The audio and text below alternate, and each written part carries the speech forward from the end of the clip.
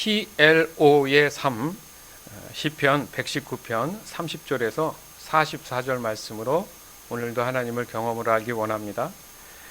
Pray, 기도죠. 그 다음에 listen, 듣다. 그 다음에 obey, 순종.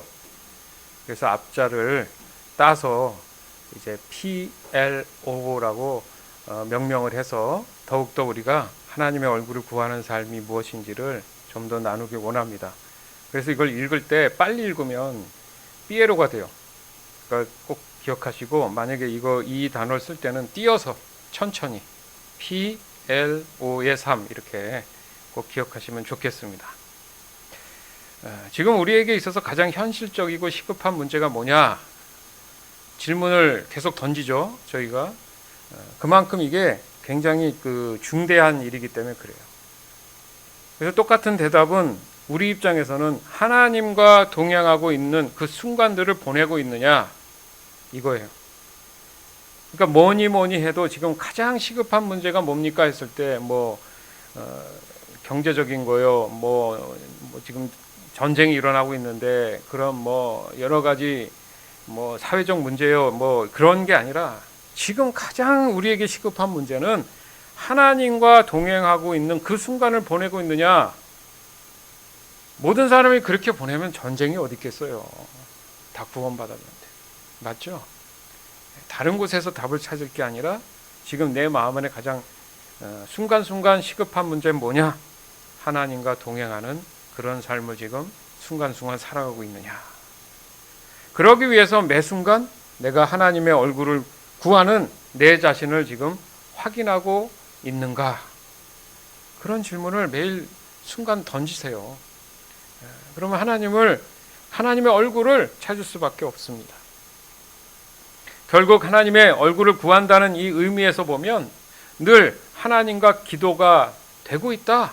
이걸 느낍니다. 이게 중요하죠. 또한 기도할 때 늘 하나님의 뜻을 발견하고 있는 내 자신을 보는 것. 그것 또한 중요한 거예요.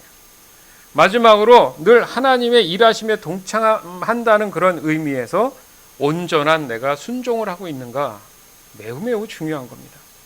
이게 바로 지금 말씀드린 PLO의 삶인 거예요. 그래서 쉽게 이해할 수 있도록 우리가 다시 한번 강조하는 게 PLO의 삶을 우리가 좀 더 내 삶에 완전히 내 마음에 들여와서 항상 되새기면서 내 신앙을 돌아보는 그런 소중한 시간들을 보내시기 바라요. 누가복음 10장 38절에서 42절. 예수님과 제자들이 여행을 하다가 어떤 마을로 들어갔습니다. 마르다라는 여인이 예수님을 자기 집에 모셔드렸습니다. 마르다에게는 마리아라는 여동생이 있었습니다. 마리아는 예수님의 발치에 앉아서 말씀을 듣고 있었습니다. 마르다는 여러 가지 접대하는 일로 분주하였습니다. 그러다가 예수님께 다가가서 말했습니다. 주님, 저 혼자 이 모든 접대를 하는데 제 동생이 저를 거들지 않는 것을 아무렇지도 않게 생각하십니까? 저를 도우라고 말씀해 주십시오. 그러나 주께서 마르다에게 말씀하셨습니다. 마르다야, 마르다야, 너는 너무 많은 일 때문에 걱정하며 안절부절 못하는구나. 그러나 필요한 일은 오직 한 가지뿐이다. 마리아는 그 좋은 쪽을 선택했으니 빼앗기지 않을 것이다. 아멘. 우리가 오늘 이제 PLO의 삶을 이해하기 위해서 마르다와 마리아의 모습 속에서 좀 찾으려고 합니다. 그러니까 예수님을 대하는 그 모습이 그 자매인데요. 각자가 가지고 있는 바로 이 PLO의 삶을 잠깐 들여다본다는 거죠. 먼저 마르다 같은 경우를 보면 예수님이 이제 방문을 하자 평소 자신이 해왔던 모습대로 예수님을 대하는 듯 보여요. 그러니까 아무래도 느낄 수가 있죠. 간접적으로 자매와 거기 오빠가 있죠. 그 세 사람이 있는데 아무래도 그 언니다 보니까 이제 집안 일을 이렇게 도맡아 했다는 느낌이 와요. 그러니까 그날도 자연스럽게 당연한 듯 자신이 해왔던 그런 모습을 보였던 것 같습니다. 그러나 한 가지 그 생각이 든 게 이제 얼른 그것을 이제 준비를 해서 예수님 앞에 이렇게 차려놓고 또 자신도 같이 예수님과 대면을 하기 원했죠. 얼마나 그렇게 하고 싶었겠어요. 왜냐하면 동생인 마리아는 예수님이 이제 방문하자마자 예수님 이쪽에 앉으세요. 그래서 의자에 앉았는지 어쩐지 모르지만 예수님 발치 가까운 거기에 옆에 앉아서 예수님이 하시는 얘기만 이렇게 고양이 눈을 하고 쳐다보면서 그래요 아멘 하면서 했나 보죠. 그럼 언니 입장에서는 조금 얄미워 보이죠. 그죠? 그렇지 않겠습니까? 그래서 이제 뚜닥뚜닥 하다 말고 이건 아닌 것 같아. 그래서 마르다가 예수님한테 달려가서 얼른 좀 도와서 같이 좀 얘기 좀 해요 라고 얘기를 한 것 같아요.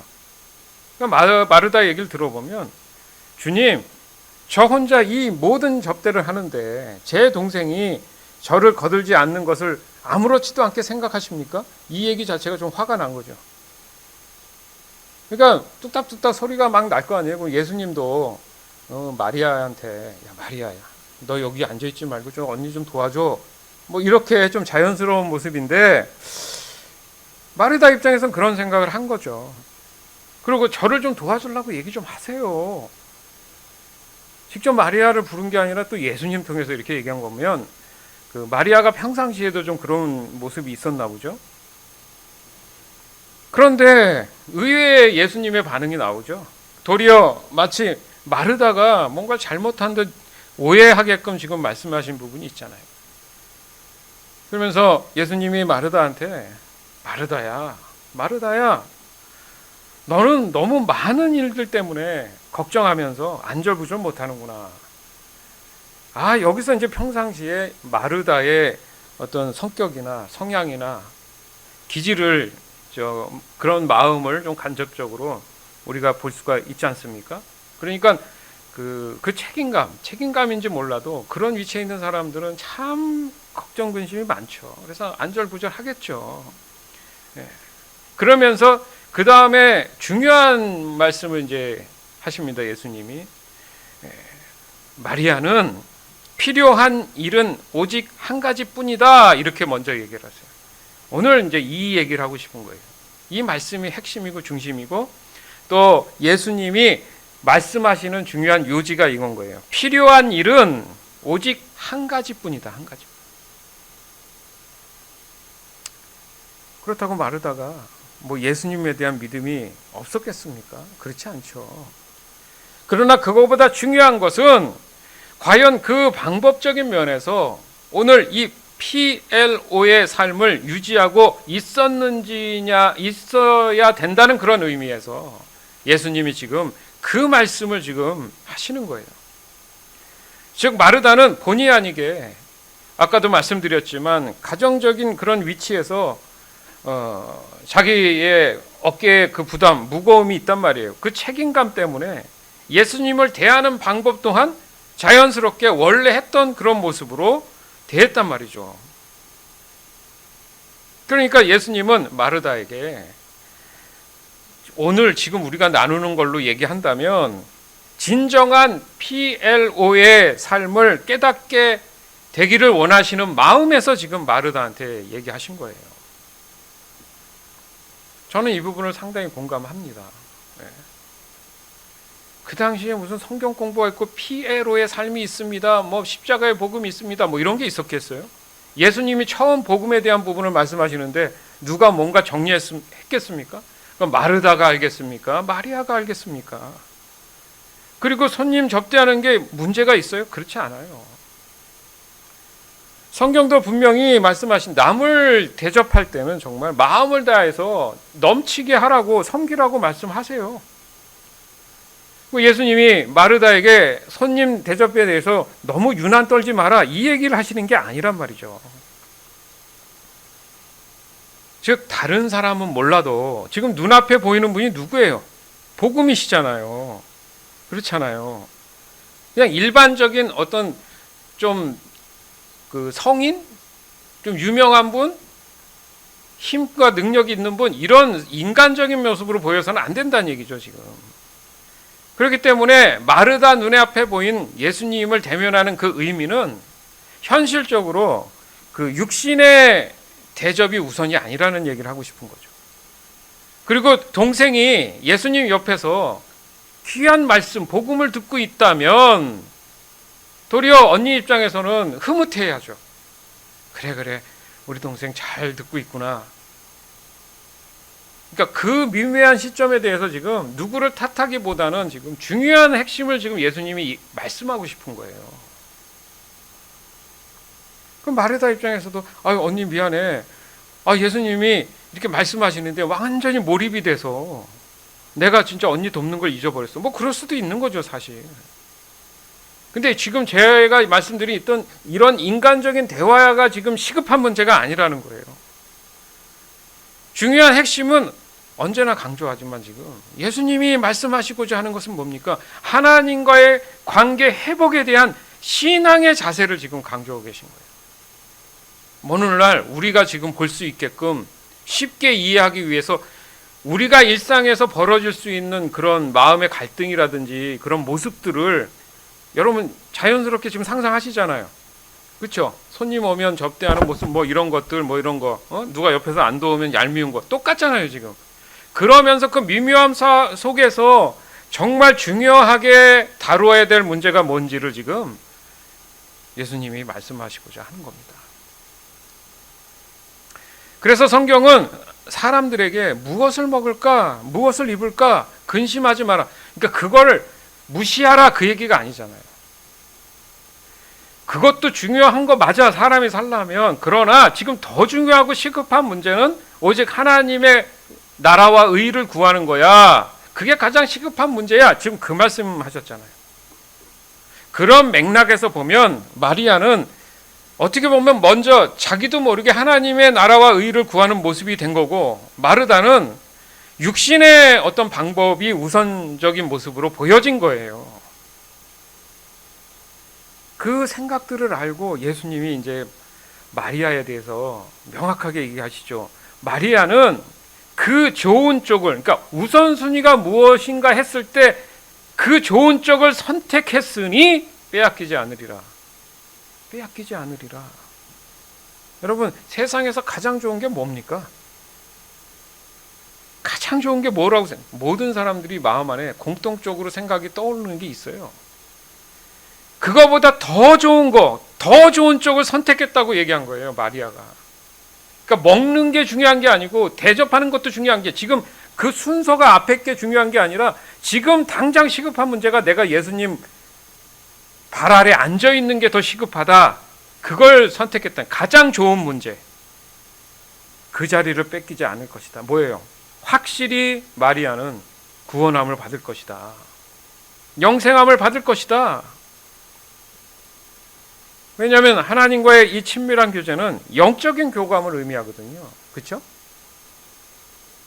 그러니까 마르다의 어떤 행동이 일상적인 것에 문제가 없음에도 불구하고 왜 그런 부분에 대해서 약간의 설명을 들어야 됐냐 하면, 그러니까 사람과 사람과의 교감과 하나님과 사람과의 교감은 완전히 다른 문제라는 것을 말씀하시는 거예요.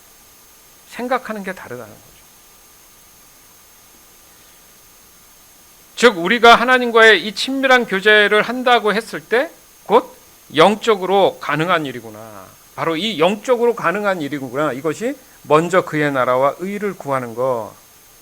그러고 나면 그에 따르는 육신의 삶은 어차피 지켜야 될 그런 관계 속에서의 어떤 도덕성이라든지 아니면 예의라든지 이런 것들은 자연스럽게 따라온다는 거죠. 그래서 먼저 그의 나라와 의를 구하면 그 모든 것을 너에게 더해 주시리라, 이렇게 표현하신 거죠. 그러니까 정리해 보면 사람과 하나님과의 관계에서 이루어지는 이 방법에서는 사람과 사람과의 관계에서 이루어지는 방법과 완전히 다른 거구나. 지금 오늘 시간 마음 안에 여러분 새기시기 바라요. 내가 사람과의 관계에서 어떤 것을 이루어 나가는 식으로 하나님과의 관계도 그렇게 하면 절대 그 관계는 회복되지 않습니다. 절대 회복되지 않아요. 그렇기 때문에 하나님은 영이시기 때문에 하나님과 친밀한 교제의 방법은 우리가 예배 때 시작해서 늘 하나님께 고백하는 게 뭐예요? 하나님은 영이시니 어떻게 예배한다고요? 영과 진리 안에서, 성령을 통해서, 진리의 말씀을 통해서 가능하다. 그러면 동생 앞에서 창피 주는 것도 아니고 정말 예수님 너무하신 거 아니냐, 예수님께 섭섭할 수도 있겠죠. 그러나 예수님은 마르다에 대해서 알고 계셨는지 충분히 어떤 의도로 얘기해도 마르다가 그 말씀을 겸손하게 받아들일 사람으로 이미 알고 계셨기 때문에 편하게 말씀하신 것이다. 저는 그렇게 생각합니다. 왜냐하면 이 일 이후에도 뭐 마르다의 마음이 상했다, 뭐 다시 그 마르다의 이름이 언급되지 않았고 아니면은 다시는 뭐 예수님을 보지 않았다, 이런 말씀이 없어요. 또 등장을 하거든요. 그러니까 도리어 예수님을 더욱 찾는 그런 사람이 됐어요. 그러니까 아울러서 자신의 아까 강점이 뭐였어요? 남을 섬기고 대접하는 걸 능수능란하게 잘하잖아요. 그 대접하는 일 또한 지속적으로 섬기는 일을 또 했어요. 이게 바로 신앙의 성숙 성장이라고 저는 보는 거예요. 즉 냉철하게 자신을 진단할 수 있는, 그게 필수라는 거예요. 무슨 말만 하면 마치 자기 지적한다고 열등감이 있는지 버럭하는 사람들이 있단 말이죠. 자기 발전이 안 됩니다.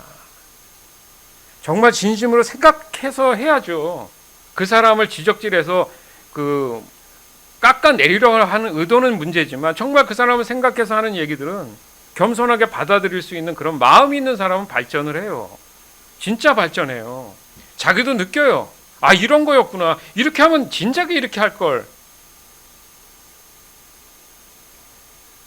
특히 듣는다는 의미에서 우리가 L, P, 그 다음에 L이잖아요. listen, 듣는다.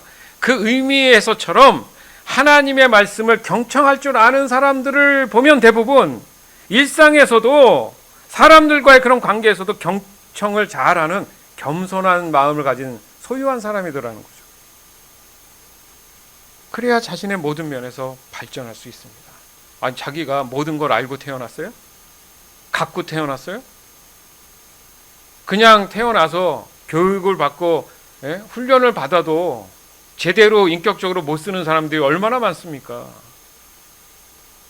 그 불완전함 속에 살아가는데 누군가가 정말 생각해서 그런 부분에 대해서 조언해주고 얘기해주면 그러냐고 하고, 자기를 스스로 그랬냐고 미안하다고 인정하고, 또 다시는 그렇게 안 하려고 하면 그 사람이 당연히 발전이 오죠. 너무 당연한 거 아닙니까? 특히 마리아의 이 모습 속에서 P, L, O의 삶을 현실적으로 잘 보여주고 있다는 거예요. 여러분, 이것을 일단 엄두에 놓고 이제 다른 또 말씀에서 또 우리가 마리아의 이 P, L, O의 삶을 좀 보기를 원합니다. 요한복음 12장 1절에서 8절. 6월절 6일 전에 예수님께서는 나사로가 살고 있는 베다니로 가셨습니다. 나사로는 예수님께서 죽은 자 가운데서 살리셨던 그 사람입니다.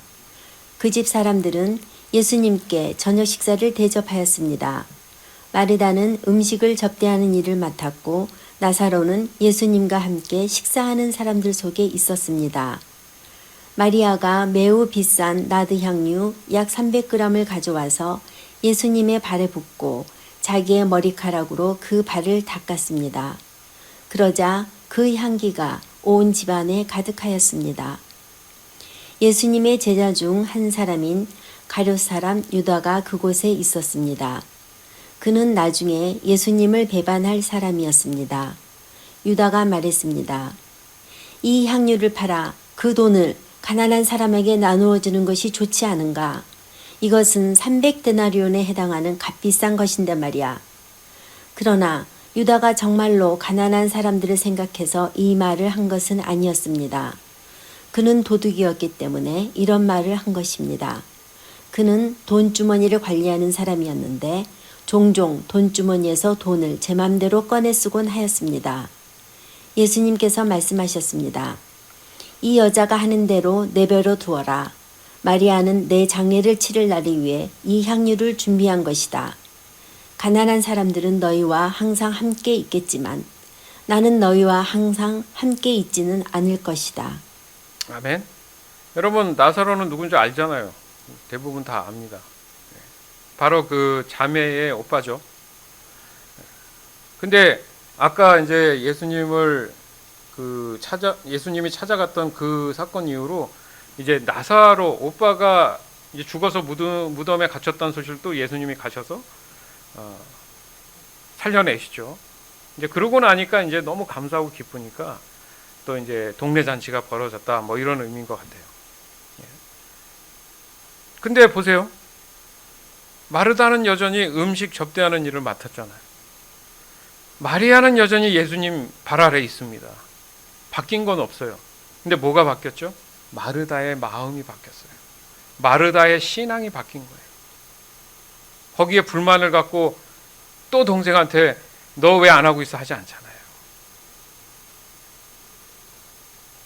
여러분, 공평하다고 생각합니까? 아직도 마음에 불공평하다고 생각합니까? 공평 불공평의 문제가 아니고요. 마르다 나름대로 하나님의 은혜 가운데 살아간 사람이고, 마리아는 마리아 나름대로 복음에 대한 그런 사역에 대한 측면에서 쓰임 받는 또 존재이기도 한 거죠.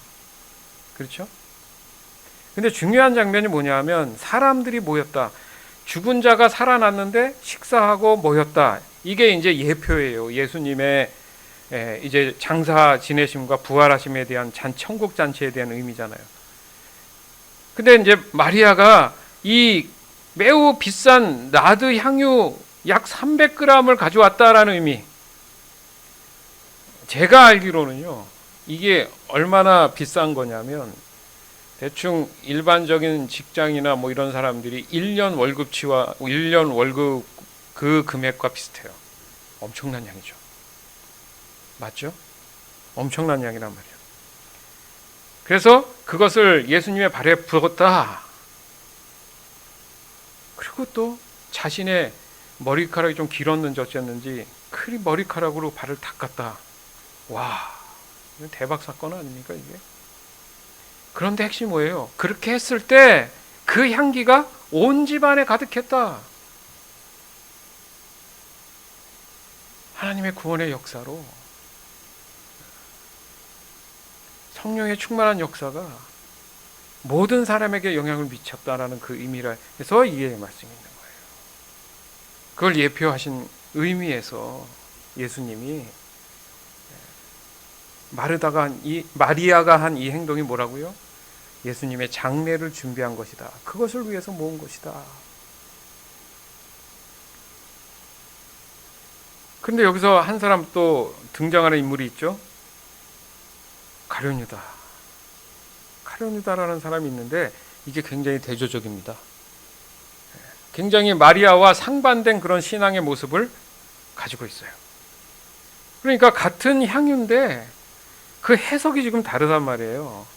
그러니까 여기서도 진정한 PLO의 삶에 대한 그 완전히 다른 해석을 설명하고 있다는 거죠. 마리아는 아마도 자신이 정말 이렇게 어렵게 모아서 구입했던 그 너무도 비싼 향유를 예수님께 부었잖아요. 그 장면에 있을 때 사람들 중에 마음 안에 저 이상한 여자네, 저 뭐하는 행동이야 저게, 뭐 이랬을 수 있잖아요. 이게 사람의 생각으로. 거기 먼지가 얼마나 그 당시에 많았겠어요. 뭐 신발이라 제대로 익었겠습니까? 물도 아니고 향유를 부어서 또 머리로 닦는 게 좀 정신적으로 이상하다는 생각 안 하겠어요? 왜 저런 행동을 하지? 하고 부정적인 생각을 하는 사람이 왜 그 안에 없었겠습니까? 근데 그거를 입으로 표현하고 대놓고 한 사람이 해필이면 예수님의 제자였던 가룟유다예요. 말하는 그 말은 맞는 것 같아요. 이런 경우가 되게 많습니다. 지금 우리의 삶 안에도. 뭐냐면 이 죄된 사람이 가지고 있는 이 물질관을 정확하게 설명한 거예요. 해석이 달라졌잖아요. 지금 하나님의 사람이 바라보는 가장 값진 세상의 것과 세상에 속해서 물질관에 쩔여서 죄로 인해서 바라보는 이 향유의 가치가 다르다는 겁니다. 그러니까 가룟 유다가 예수님의 제자면 뭐예요? 뭐 제자라고 진짜 다 제자가 아니란 뜻이죠. 무조건 제자 됐으면 다 구원받는다? 그건 아니란 뜻이죠. 그저 예수님을 통해서 하나님의 뭘 구하고 있어요? 손만 구하는 삶을 지금 살고 있었잖아요. 이거는 PLO의 삶이 아니잖아요. 근데 또 해필이면 재미있는 사실은 가룟 유다가 예수님과 그 제자들 그 같이 다니는 그 모임에 뭘 맡았다고요? 돈주머니, 재정을 맡았어요 또. 그러니까 제자들이 가룟 유다를 신뢰했는지 어쨌는지 제가 볼 때는 내가 그거 잘한다고, 회계 잘한다고, 그 계산하는 거 잘하니까 내가 할게라고 분명히 했을 거라고요. 왜요? 그 마음에 그 돈밖에 모르니까. 그러니까 늘 그 마음 안에는 물질에 대한 게 가득 차 있는 사람이에요. 그러니까 예수님이 보이겠습니까?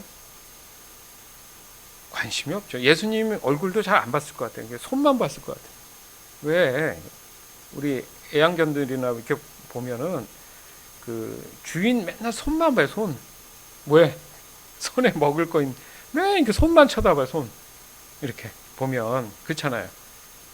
그 신뢰감을 뭘로 줘요? 항상 먹이로 주잖아요. 먹이로.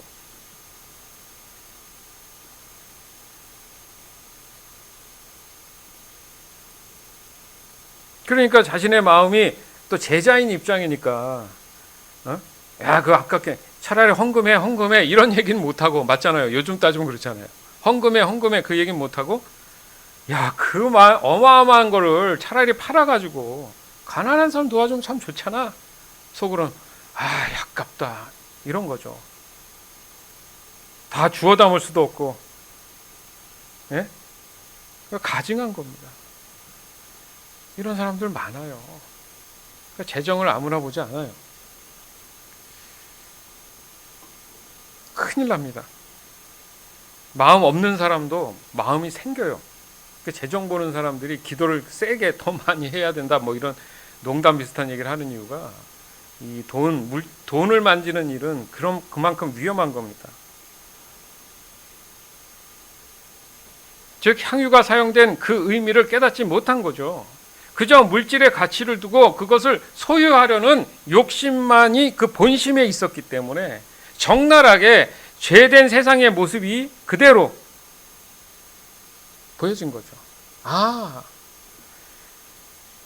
이 죄된 세상의 모습은 그런 사람들로 인해서 만들어져 나가고 있구나.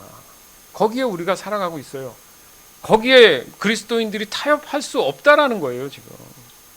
도리어 하는 행동이 세상에 봤을 때는 되게 이상하고 정신적으로 문제가 있다고 얘기를 하는 거죠. 맞잖아요. 그걸 어떻게 합니까? 뭐 종교에 빠졌다, 너무 신에 빠졌다 이런 얘기를 하지만 그것은 정말 신실하게 내가 살아계신 하나님의 참 진리를 따른 사람 입장에서는 문제가 없죠. 근데 엉뚱한 이단에 빠진 사람들은 더 심각한 문제고. 예수님께서 그래서 말씀하시잖아요. 그러니까 가룟 유다의 마음을 아는 거고 그 안에 있는 사람들 중에 마음에 이런 마음이 있는 사람들한테 얘기한 거죠, 사실은. 이 여자가 하는 대로 그냥 내버려 둬라. 마리아는 내 장례를 치를 날을 위해 이 향유를 준비해 둔 것이다. 좀 전에 보여줬잖아요. 향기가 나고 뭐 이런 거. 미리 보여주신 거예요, 사실은. 그래서 설명이 된 거죠. 그 당시에 그 사람이 죽고 이러면 이렇게 향유를 뿌리는 게 전통적일 수 있잖아요. 그죠? 그걸 이제 보여주신 거잖아요. 그리고 이제 가룟 유다한테 딱 찔리는 말을 하는 거예요. 그 마음을 아니까. 가난한 사람은 너희와 항상 같이 있어. 근데 지금 이 마리아가 한 행동은 내가 이제 죽으면 너희들과 함께 할 수 없기 때문에 그 소중함 때문에 단 한 번 그렇게 할 수 있었던 거야. 아까 뭐라 그랬는데요? 마리아는 좋은 것을 택했다. 무슨 말입니까? 사람에게 있어서 구원의 기회는 단 한 번이에요.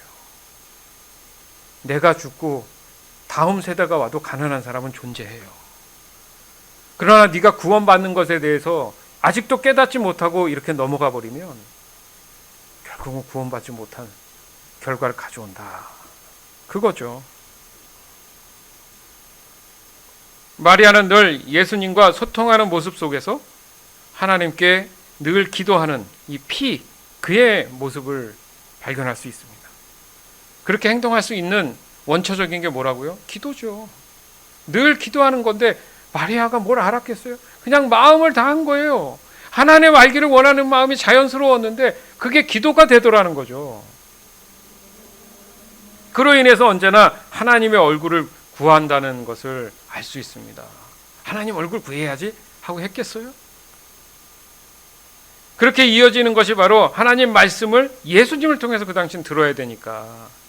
그러니까 옆에 앉아가지고 들을 수밖에 없는 거예요. 성경책이 따로 뭐 본인들이 볼 기회나 있겠습니까? 저기 그런 회당이나 이런 데 가서 읽는 거 듣기나 하지 그 당시에 뭐가 있었겠어요? 그러니까 예수님 옆에 딱 붙어가지고 그 진리의 말씀을 듣는 거예요. 경청해서 듣는다. 리슨. 그로 인해서 하나님의 말씀을 듣고자 하는 그 의미가 성령께서 깨달음을 주니까 그런 거구나. 그리고 곧 바로 하나님의 일에 동참하게 되는, 자기가 마리아가 행동을 하잖아요. 그렇게. 그러니까 뭐예요? 예수님이 왜 오셨는지, 어떤 의미인지, 거기 주변에 앉은 사람들이 뭘 깨달아야 되는지 지금 같이 동역하고 있잖아요. 마리아가 알았겠습니까?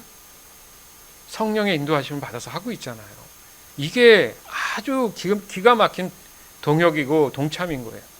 그 사람들은 예수님, 하나님이 하시는 일들을 막 하나부터 이렇게 다 알아야 된다는 착각을 해요. 그건 욕심이죠.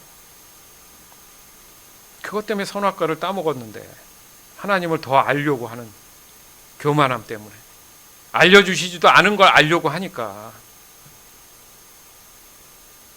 그래서 동참했다. 그게 뭐 오베이, 순종이죠. 그러나 어찌 보면 자신이 무엇을 하고 있는지조차 모를 수도 있지 않습니까? 마리아가 그냥 하나님의 뜻을 어떻게 해요? 믿음으로 따른다는 의미에서 보면 마리아는 하나님의 어떤 의도보다도 의도가 뭐지? 뭐 이렇게까지 굳이 할 필요 없이 하나님의 말씀에 하시는 어떤 것도 모든 것은 다 사람에게 선하다는 확신을 갖고 있었기 때문에 바로 믿음이 전제가 된 그의 행동이 밖으로 나온 게 순종인 거죠. 아멘. 즉 마리아도 반드시 성령의 인도하심을 따라서 그 행동을 했던 거고, 그의 동시에 반대적인 가룟 유다가 죄의 본질을 성령을 통해서 또 언급하게 하신 거고, 그렇기 때문에 이 상반된 모습에서 그 죄를 사함을 위해서 예수님이 장사를 치러야 된다는 의미에서 바로 마리아가 회개함으로 하나님을 인정하고 자신이 돌이켜서 이제 죄됨을 고백하고 새롭게 거듭나는 그 모습에서 향유를 뿌리고 머리카락으로 발을 닦는 동시에 두 가지를 다 함께 얘기하시는 놀라운 하나님의 이 구원에 대한, 구속사에 대한 이 계획하심이 요 짧은 사건 안에 다 들어있다는 얘기예요, 여러분. 그게 우리 삶에도 똑같이 지금 투과되어 있다는 얘기입니다. 믿으시기 바라요. 이 소소한 삶에서도 우리가 예수님이 함께 하시잖아요. 맞죠? 지난주에도 말씀드렸지만 예수님이 우리 교회의 머리시다, 우린 지체다, 늘 같이 다닌다는 얘기죠.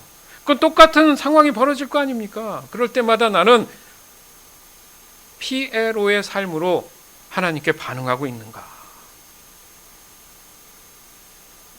따라서 이 PLO의 삶을 유지하기 위해서는 자신이 날마다 매 순간마다 하나님 앞에 서 있는 그런 시간을 보내고 있는지 늘 돌아보고 확인해야 된다. 그래서 여러분들한테 필사 좀 합시다. 매일 통독하는 거 게으르지 말고 하세요. 외울 말씀 외우세요 하는 거예요. 기도의 근거가 또 하나님 말씀에 있으니까. 그래서 이제 아까도 광고 잠깐 했지만 그 분기로 나눠서 이제 4월쯤에 여러분들 돕기 위한 거지 뭐 했네 안 했네를 따지려고 합니까? 맞잖아요. 이제 벽에다 붙여놓든가 해서 각자 이름에 자기가 자기 뭐 이렇게 체크하든가 스티커를 붙여서 이만큼 했구나 이렇게 확인도 해 가면서, 또 멀리 온라인으로 하시는 분들은 또 덕분정리한테 알려주면 또 여기 체크하고 해서, 그걸 강요한다는 의미보다 자기가 스스로 하지, 여러분들이 애도 아니고 다 성인들 아닙니까? 신앙도 그만큼은 성인답게 성숙해야 되니까 누가 하든다 안 한다가 중요한 게 아니잖아요. 내 스스로 했을 때 하나님을 더 알아갈 수 있다면 그냥 하겠죠. PLO의 삶을 살겠죠. 그래서 우리끼리 아까도 이제 소소한 뭐 나눔을 위해서 우리가 매년 하듯이, 작년에 올해는 안 한 것 같은데 이제 올해도 또 다시 소정에 좀 이렇게 간단한 걸로 수고했다고 서로 나누는 의미에서 또 연말에 또 그렇게 준비하는 이유가 거기 있는 거예요. 서로 어떻게 격려하고 어떻게끔 하게끔 해주고 이렇게 해준다는 의미가 있는 거죠. 그렇죠? 마가복음 1장 35절, 누가복음 6장 12절, 누가복음 22장 39절에서 41절. 어둠이 채 가시지 않은 아침에 예수님께서 일어나셨습니다. 그리고 조용한 곳으로 가셔서 기도하였습니다. 그때 예수님께서 기도하러 산으로 올라가셨습니다. 예수님께서 밤을 지새며 하나님께 기도하였습니다. 예수님께서 예루살렘 밖으로 나가셔서 늘 하시던 대로 올리브 산으로 가셨습니다. 제자들도 예수님을 뒤따라 갔습니다. 그곳에 이르셔서 예수님께서 제자들에게 말씀하셨습니다. 시험에 들지 않게 기도하여라. 그리고 제자들을 떠나 돌을 던져 닿을 만한 곳에 가셔서 무릎을 꿇고 기도하셨습니다. 아멘. 예수님이 굳이 기도할 필요가 있었을까요? 예수님도 하나님이신데. 근데 왜 이렇게 기도했을까? 육신의 몸을 갖고 있는 상태에서는 가장 위험한 게 뭐냐? 예수님이 지금 얘기하셨어요. 누가복음 22장 지금 40절에 왜 기도한다고요? 시험에 들지 않게 하기 위해서. 이게 얘기하시잖아요. 죄된 육신은 항상 시험에 들 확률이 굉장히 높다는 얘기예요. 그러니까 그 시험에 들지 않기 위해서 지금 계속 기도하신 거예요. 뭘 기도하셨을까? 자꾸 예수님도 육신을 갖고 있다 보니까 어떻게 돼요? 이건 내가 꼭 해야 되나? 내가 뭔 잘못했다고 저 진짜 말도 안 듣는 사람들을 위해서 내가 젊은 나이에 십자가에 올라가야지? 뭐 이런 생각이 확 안 들겠습니까? 그러니까 결국 끝에 또 그 시험에 확 마음이 들어와서 꼭 이렇게 아버지 해야겠어요 하면서 나의 원대로 마옵시고 아버지 뜻대로 해주십시오. 이 자체가 기도했기 때문에 이겨낸 거예요. 예수님 같은 말이 기도입니다. 기도를 끊임없이 하셨잖아요. 지금 새벽이고 밤이고 낮이고 계속 기도하셨잖아요. 지금 틈만 나면 올리브산에 올라갔다, 감람산이죠. 지금 이게 이제 쉬운 성경으로 하니까 똑같은 말이에요. 끊임없이 기도하시는 모습을 보면서 예수님이 진짜 PLO의 삶의 최고의 어떤 우리에게 있어서는 본이 되시는구나, 이 생각을 할 수밖에 없는 거죠. 즉 하나님과의 이 친밀함은 반드시 뭐로 이루어졌다? 기도로 이루어졌다. 꼭 기억하십시오. 따라서 기도한다는 것은 언제나 우선적이 돼야 되는구나. 기도는 항상 먼저. 그래서 뭘 시작할 때 우리가 기도하고 또 끝날 때도 기도하고, 그 이유가 그 기도가 없이는 안 된다는 거죠. 그리고 주기적으로 정기적으로 해야 될 때가 있구나. 또 때로는 한적한 어떤 장소에서 할 필요도 있구나. 다양한 거예요. 단순하지 않아요. 그리고 충분한 시간을 가져야 되는, 충분한 시간이 요구되는 것도 있죠. 성령께서 오늘은 밤을 새서 기도하게 하실 수도 있고, 짧게 0.1초 사이에도 할 수도 있고, 다양한 겁니다. 그러나 중요한 건 내가 지금 기도하고 있느냐, 하나님과의 교감을 하고 있느냐, 그거죠. 결국 PLO의 삶은 날마다 하나님의 얼굴을 구하고 자신의 마음이 언제나 하나님 앞에 서 있는지를 말씀하시는 거구나. 그렇잖아요. 나한테 소중한 사람이 항상 옆에 있길 원하잖아요, 여러분. 맞죠? 헤어지면 보고 싶고. 그럼 항상 어때요? 옆에 있지? 잘 있지? 뭐 이런 마음 있잖아요, 그죠? 그럼 하나님과 나와의 친밀함은 뭐예요? 하나님 계시죠? 어디 안 가셨죠? 시편을 봐도, 우리가 지금 보고 있는 시편을 봐도, 다윗도 보고, 늘 하나님 제게 계십시오. 떠나지 마세요. 막 이런 얘기 하는 이유가 뭐예요? 소중하니까. 자기가 떠날 걸 수도 있으면서 괜히 하나님한테 떠나지 말라고 얘기하잖아요. 똑같은 거죠. 그런 의미에서 보면. 나는 정말 하나님을 그렇게 사랑하고 있는가? 늘 하나님과의 이 소통의 방법, 기도로 하나님의 계심을 확인하고 있는가? 내 자신의 위치를 알고 있는가? 그겁니다. 가장 중요한 이유가 뭐라고요? 세상의 삶은 가만히 있어도 근심 걱정이 그냥 들어와요. 여러분, 예전에도 그런 예를 들었는데 왜 어떤 사람이 실험을 했다 하지 않습니까?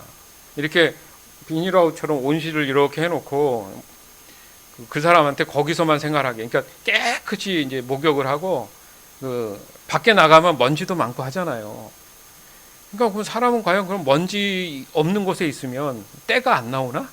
엉뚱한 생각을 한 거죠. 그래서 거기에 며칠을 지내게 했더니 때 나왔을 거예요, 안 나왔을 거예요? 여전히 나오더라는 거죠. 무슨 얘기를 하고 싶으냐면 사람 마음이라는 게 그거예요. 어느 장소 어디에 있던 간에 늘 걱정 근심은 들어오기 마련이에요. 이상한 게 아닙니다. 이상한 게 아니라니까요. 명심하세요. 사람이 걱정 근심이 있는 건 이상한 게 아니라 당연한 거예요. 그게 크던 적던 간에 상관없이 모든 사람 마음에는 그 불완전함이 존재하기 때문에, 즉 하나님이 안 계시기 때문에 늘 근심 걱정이 자연스럽게 와요. 나는 비행기를 평생 타지 않아도 저 비행기가 언제 떨어질까 쓸데없는 걱정을 하는 게 사람이에요.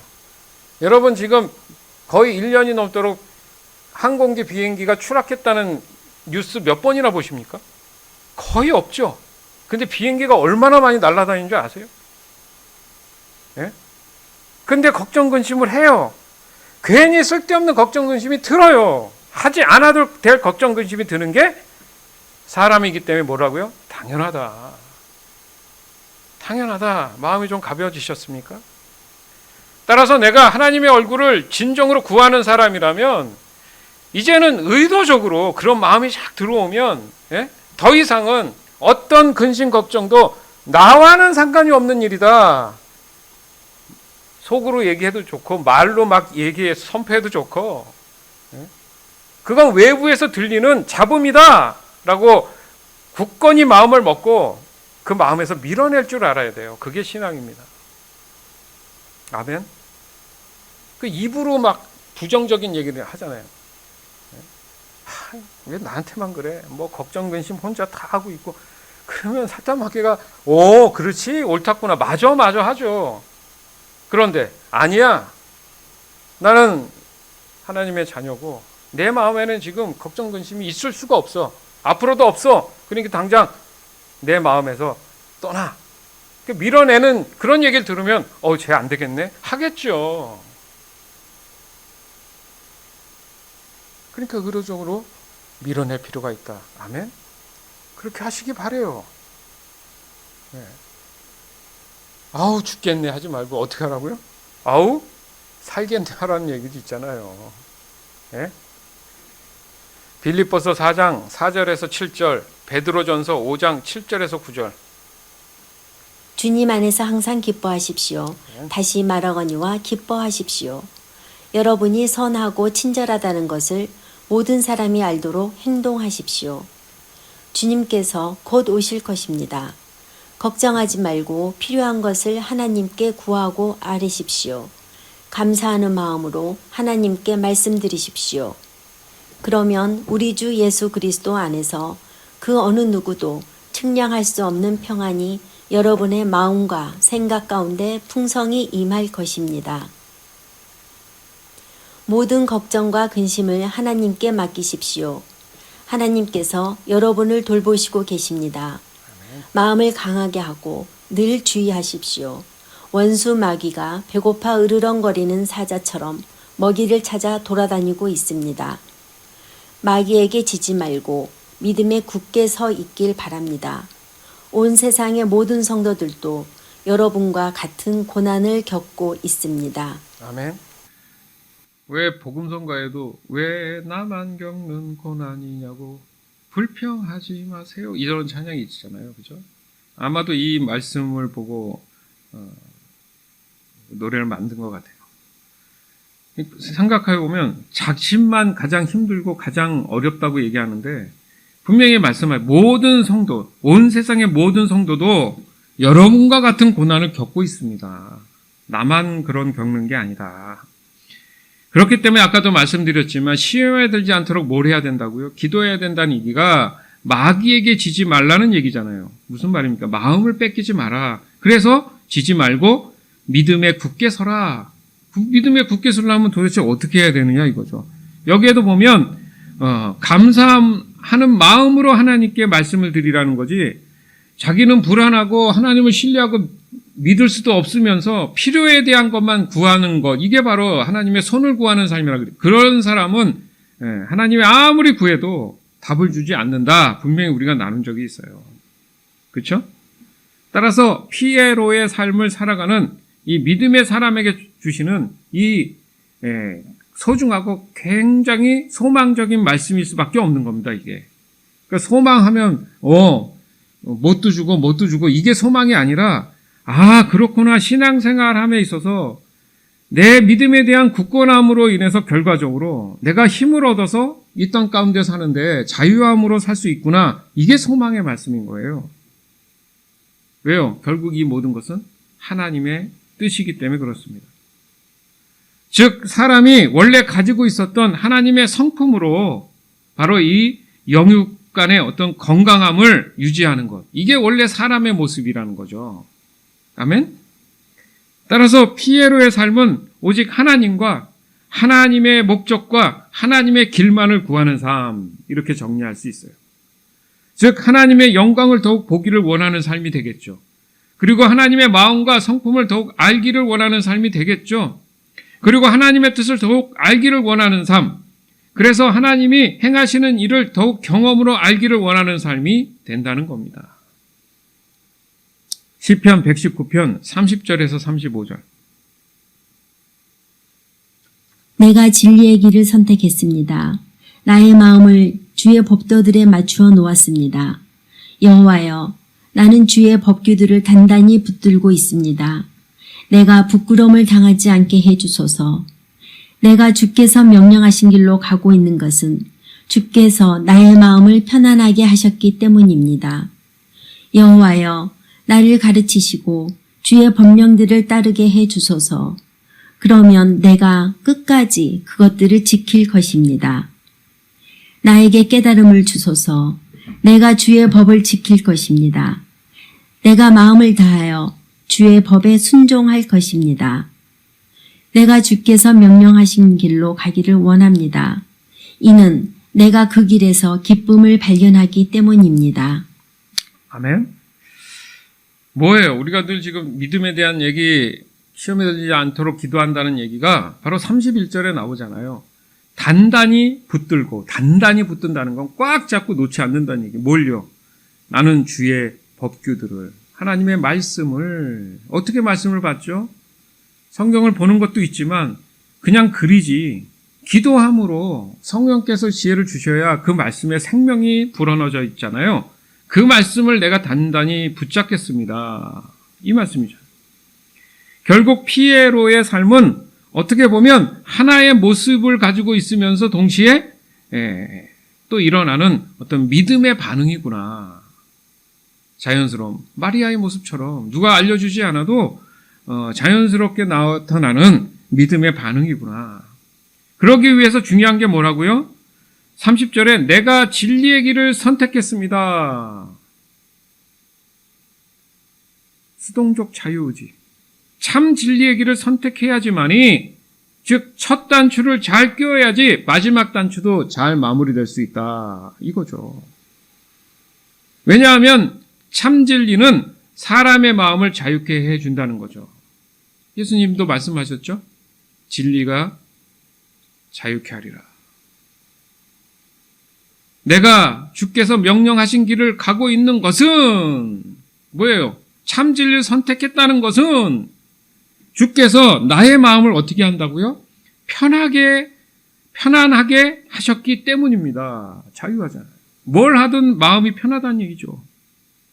그 마음의 자유함이 무엇인지 알게 되었기 때문에 당연히 진리의 길에서 벗어나지 않으려고 한다. 이게 단단히 붙잡는다. 그것이 바로 순종할 수밖에 없는 그 이유가 되더라는 겁니다. 아멘. 주 안에서 사랑하는 여러분, 이렇듯 저와 여러분이 피에로의 삶을 살아갈 때만이 우리 모두는 살아계셔서 오늘도 여전히 역사하시고 계신 하나님을 경험으로 알게 되는 것입니다. 그리고 사람을 향하신 하나님의 그 놀랍고 위대한 뜻이 저와 여러분의 삶 안에서 성취되어 가고 있음을 우리는 체험할 수 있게 되는 거예요. 이것이 참 진리를 만나게 되면 오는 참 자유함이라는 것입니다. 따라서 날마다 매 순간 하나님 앞에 서 있는 자신을 언제나 발견하는 것이 필수다. 중요하다. 그러기 위해서 항상 기도해야 한다. 그것이 곧 하나님의 얼굴만을 구하는 삶으로 성숙해 가는 것이고 또한 진정한 예배자의 모습이 되는 것입니다. 즉 피에로의 삶은 오직 하나님과 하나님의 목적과 하나님의 길만을 구하는 삶인 거예요.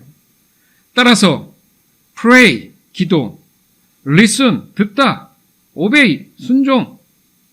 지금 우리에게 있어서 가장 현실적이고 시급한 문제는 하나님과 동행하고 있는 그런 순간들을 보내고 있어야 한다는 겁니다.